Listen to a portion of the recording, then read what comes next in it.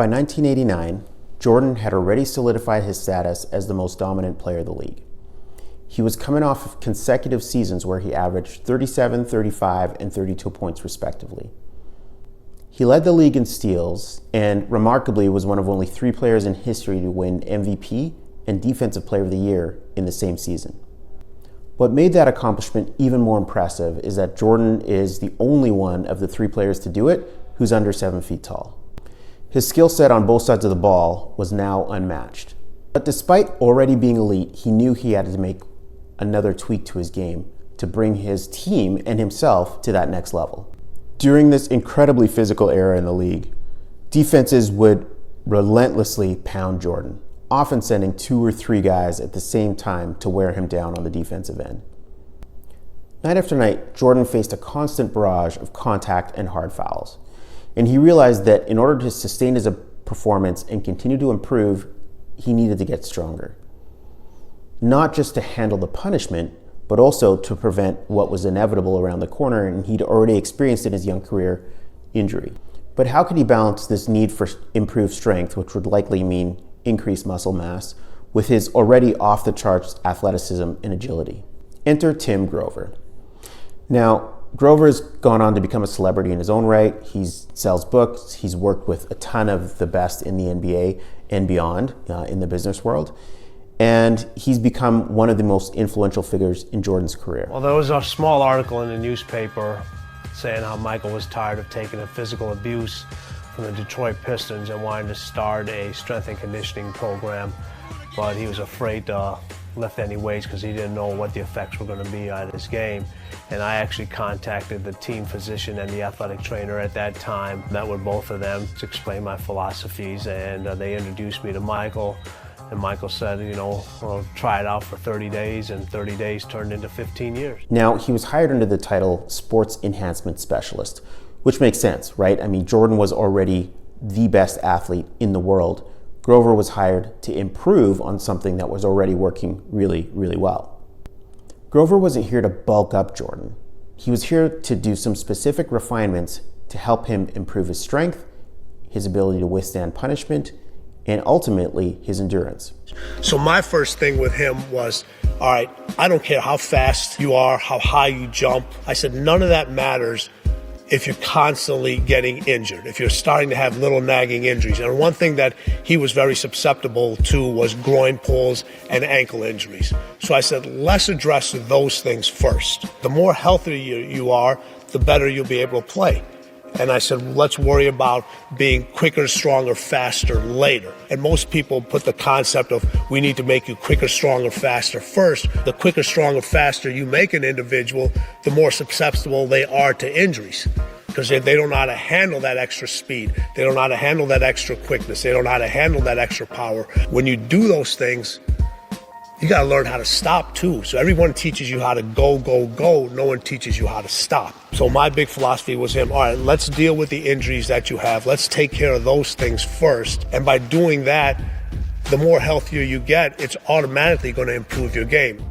When you're dealing with someone who's already on his path to being legendary, the goal is not massive change. It's specific refinements, exactly what Jordan needed.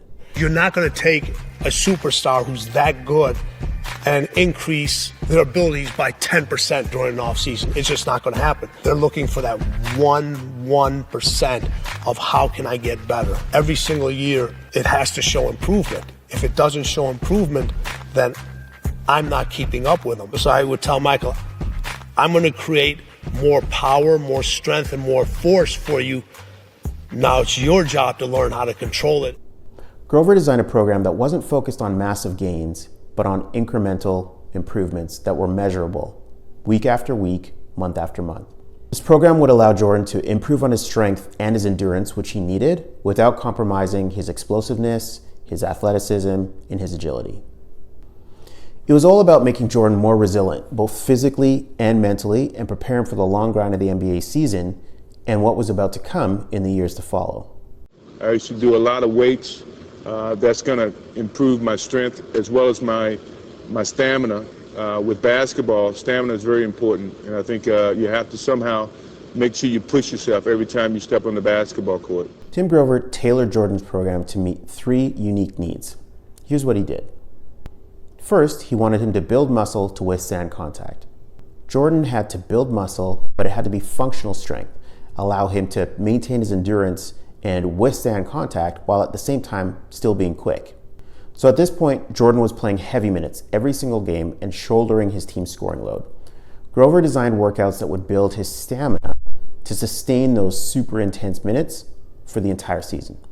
Finally, consistency on the road. Grover created routines that Jordan could follow consistently, whether he was at home or on the road. This commitment meant training sessions throughout the day that would fit Jordan's schedule.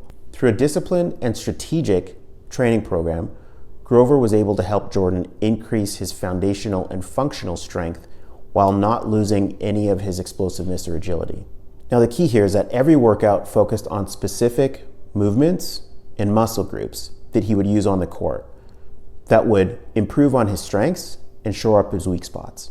With Grover's help, Jordan was able to not only withstand the punishing style of play that he was facing every night, but also to actually improve in ways that he hadn't before.